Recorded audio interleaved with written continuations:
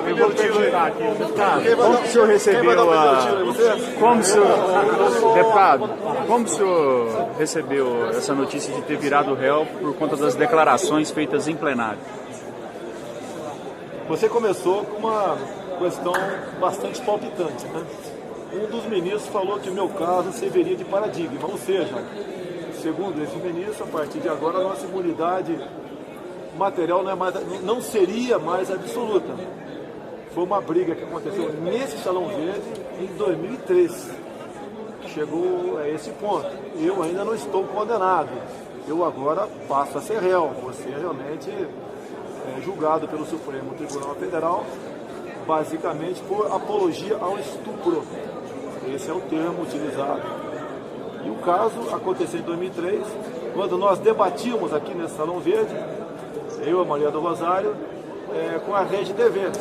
Quando ela perdeu os argumentos, no meu entender, ela interrompeu a minha fala e disse que eu era o responsável por violências, em especial aquela daquele momento que nós discutimos, que era o caso Champinha, onde ele mais 4, por 5 dias, estuprou e praticamente degolou uma jovem de 16 anos de idade. O recado que a senhora Maria Rosário deu naquele momento é que o crime de estupro e seguido de homicídio por parte de menores de 16 e 17 anos deveria continuar sendo julgado e condenado de acordo com o ECA e não de acordo com a lei do Código Penal brasileiro. O senhor se arrepende do que o senhor falou para ela? Olha, foi uma retorção que eu falei para ela, foi um ato, vamos assim dizer, reflexo. Desculpas que eu peço para a sociedade que foi desinformada sobre a verdade dos fatos. Eu costumo dizer que o soldado que vai à guerra e tem medo de morrer é um covarde. Eu nunca fugi, e vocês são testemunhas aqui, de quaisquer debates sobre quaisquer assunto nessa casa. E o assunto naquele momento, e até hoje, a defesa das mulheres, em especial na questão voltada para o estupro. Tanto é verdade que eu tenho 2 projetos nessa casa, um para agravar a pena de estupro e outro só permitir a progressão por parte dos apenados, caso ele voluntariamente venha a se submeter à castração química. Ninguém mais do que eu defende a mulher desse tipo de violência. E há poucos meses nós votamos aqui uma PEC que passaria a ser julgado e condenado, de acordo com os adultos, os menores de 16 a 17 anos que cometessem estupro.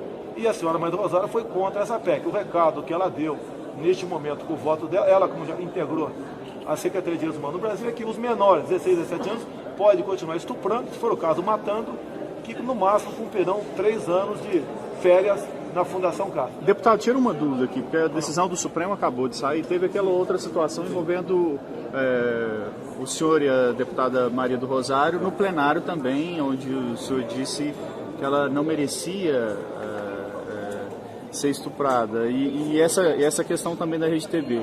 Os dois processos que o senhor virou réu são só sobre essa questão dessa participação ao vivo no debate da Rede TV ou também com relação ao plenário? Teve outro fato também, não só o plenário eu rememorei o fato. E teve uma entrevista na TV Jornal 0 Hora, onde entrou a palavra que eu não a estupraria por ser feia, ok? Isso chegou-se a essa conclusão também. O fato é o seguinte, a retorção minha, aquele ato reflexo, foi uma maneira de chamá-la de feia. Poderia ter falado outra coisa, mas naquele momento, quando eu acabei de receber uma agressão, eu como chefe de família, responsável, ser chamado de estuprador, isso eu acho que ninguém aqui que está nos ouvindo gostaria de, ou ficaria feliz, ou não tomaria uma providência qualquer, não teria um ato reflexo como eu tive. Até o ministro Marco Aurélio, que foi o meu voto a meu favor, falou que da minha parte houve um arroubo de oratória. A palavra dele foi exatamente por aí. O próprio ministro Barroso, que no final levantou a tese da relativização da imunidade material nossa, que a minha imunidade aqui é por palavras, opiniões e votos, civil e penal. Está bem claro na Constituição, e não diz na forma da lei, é bem claro isso aí. Lógico que eu espero que no futuro os ministros analisem o artigo 53 da Constituição na letra fria da lei. Tem muitos artigos na Constituição que eu não concordo, mas para que nós possamos viver em sociedade, eu eu e todos nós temos que respeitá-lo. Essa é uma questão. Inclusive, há poucas semanas, a representante da nova Secretaria de Direitos Humanos, do senhor Michel Temer, procurou o ministro relator, pedindo para botar em pauta o meu caso, tendo em vista o estupro coletivo no Rio de Janeiro. E muitas entidades de direitos humanos, que eu tive conhecimento até de fora do Brasil, fizeram contato com quem queriam fazer aqui no Brasil, para que esse processo meu não só fosse levado ao pleno do Supremo, bem como eu fosse condenado de forma o mais séria possível. Deputado, você acha que a prerrogativa da imunidade parlamentar está ameaçada no seu caso?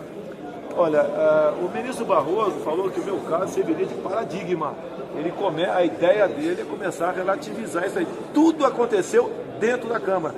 Todas as jurisprudências, todas, são exatamente voltadas nesse sentido. Há poucos anos, falava-se que o parlamentar era inviolável por palavras, opiniões e vozes. E depois botou-se aqui a palavra quaisquer. Ou seja, num debate acalorado, que é o estupro, uma coisa grave, eu estou defendendo as mulheres e eu me torno réu nesse momento.